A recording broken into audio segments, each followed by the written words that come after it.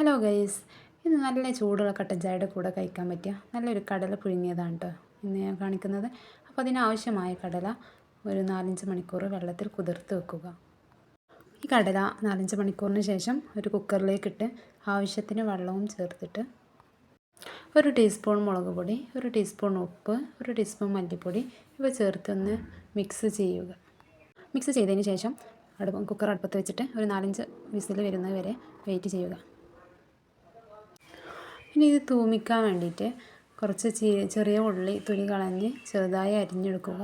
ഒരു പാൻ അടുപ്പത്ത് വെച്ചിട്ട് വെളിച്ചെണ്ണ ഒഴിച്ച് അതിലേക്ക് ഈ ചെറിയ ഉള്ളി ഇട്ടിട്ട് ഒന്ന് മൂപ്പിച്ചെടുക്കുക. ആവശ്യത്തിന് കറിവേപ്പിലയും ചേർത്തിട്ട് നന്നായി ബ്രൗൺ കളറാവുന്നവരെ മൂപ്പിച്ചെടുക്കുക.